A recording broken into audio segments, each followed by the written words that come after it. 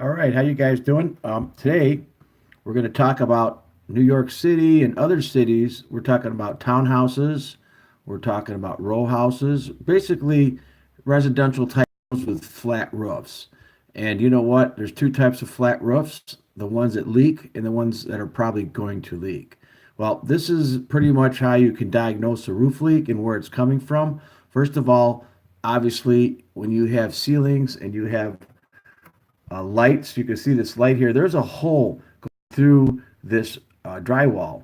And through that drywall, there's a penetration. So any water that's on top of that will leak through. So that's why lights always leak. Now, whenever you see lines like this means that's the drywall joint. And the drywall joints basically are kind of weak links, and there's actually a gap on the back of the drywall. So when the water is in the ceiling, it goes into this crack and then it leaks through, like you can see this stain here, or it leaks through the light. Okay, and so that's how you could tell you have a roof leak. Now, that's a close-up of this roof leak, and this particular one actually leaks through the light and also at the drywall joint. And this would be a second floor. This is a two-floor townhouse, and the people downstairs were experiencing the leak at the kitchen light as well. So first you want to always look at your skylights, these things here. And a lot of times these leaked only because the caulking is going bad and they're old. A lot of these places are old. And so you always want to recaulk these and reflash these. These are big time. It's like a hole in the roof. And so in this particular unit, that needed to be redone. I'll show you. Now downstairs, right below this unit, also, they would have to place a bucket because water would leak through this light fixture because there's a hole right there. It goes through the floor. And I can remember there's another floor above. So let's talk about what's going on. Sometimes people don't look at their ceilings, and every time it rains, you want to look at your ceiling, if you think you have a leak. And usually at the joints, you'll see the stains coming out, sometimes efflorescence, moisture stains. And here this photo's not that good, but you can see a slight moisture stain. And then, of course, any penetration in your ceiling is a hole. Okay, so let's go up on a roof. Here we go. So we're going to look at this roof. We're going to analyze it. And if you notice, these are different units. And what's kind of weird is there's no parapet wall that I see between the units, which kind of makes you wonder if they're sharing a wall, number one. If they are, then you could actually get possibly a leak on this roof that can go underneath to this roof.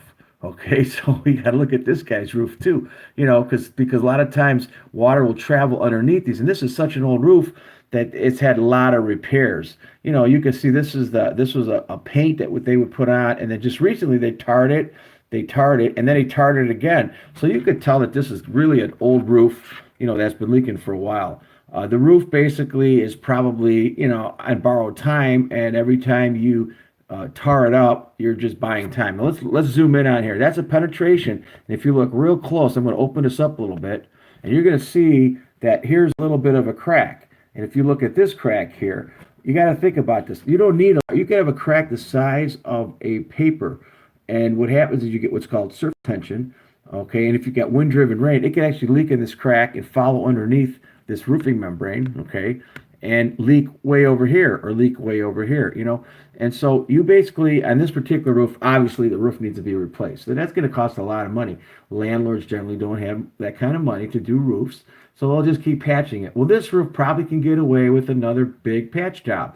Now, I think what I would do is if I was going to re-roof, not re-roof it, but patch it, I may consider doing all the joints, okay, these joints, even if there's no cracks, I would join them, I would tar them, and then I would tar every single roof penetration. Let's see how many we got. So let's see what else we have here. One other thing is a lot of times these here, you see this? This right is a crack too. So water hits this top, runs down, surface tension gets inside this crack, and it doesn't have to be large, and runs down. Again, that leaks. And once it leaks down to this point, it can move anywhere it wants. And it'll find its weakest point, which, like I said earlier, was a light a penetration, a ceiling penetration. So let's move on. When you ever see ladders and there's tar on them, you know that they've been going up and down the steps fixing the roof. So that's kind of a giveaway. And also, whenever you see these tar buckets, right? Now, I'm not sure one tar bucket's going to cover this roof. We're going to need a little bit more than one tar bucket. So what we're going to have to do is tar all the joints, all the penetrations, and I think we're going to have to do something about the chimney. We're going to talk about that.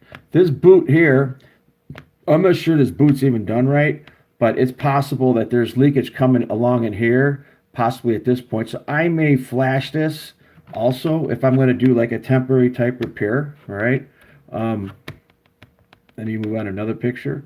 Now this is interesting. If you look real close, this is the neighbor's property, and I don't see it. There's no parapet wall coming up. So look at this guy here. He's got flashing here. So if you got wind-driven rain coming down your roof, and you got surface tension, you can get up underneath there, in this crack here, okay, right inside there, and go underneath the roof, and then travel across, and then hit that penetration, come down through the pit, and you got a leak, right? So if I would go up there, I'd throw some tar, talk to your neighbor, and maybe tar that up too, okay? Now, he's obviously had big problems because he totally reflashed he's got new skylights, okay?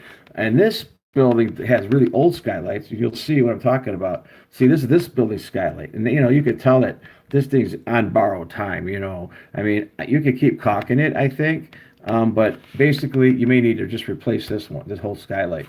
So you're going to want to replace the skylight. You're going to want to flash all these areas, and then see this chimney here was pointed, was not pointed but was tarred. The chimney on this building, and maybe I got another picture of it. Let's see.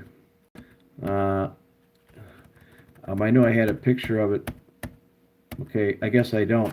But this chimney above, you see the brick up top? I don't have. Okay, this kind of condition exists over here. Let's talk about this. What happens is when water and rain hits these bricks, it hits those mortar joints in the top, and that sucks water and it runs down behind the brick. Now you've got another leak, and once it gets inside behind the brick, it starts to leak in again. So this chimney here needs to be re-tarred completely, and it needs a metal top cap. The top cap needs to be redone. So I would say we need to do tarring. I'm not sure, but we might need, I'm going to say 15 gallons, maybe 3 or 4 of these buckets, not one bucket. And I think we'll get away with one more full roof repair. I think every joint, the parapet wall has to be done. The neighbor has some leaks. I would do the chimneys. I would replace the skylight if I could. If not, I would try to caulk it again. And I think that would stop the roof leaks temporarily. But eventually, a roof like this needs to be replaced. Flat roofs only last 20 to 30 years. Now, sometimes they give you 40-year roofs and 50-year roofs, but we know that that never really happens like that. So I'm going to say that this roof is on borrowed time. It's ready to be repaired. I would say replaced if you have the funds. If not, it can get away with one more patch job. This is Marco. Thanks for coming on, and I see a few people are on today, and sorry I didn't answer all your questions, but I will in a few minutes. So you guys have a nice evening. Thank you.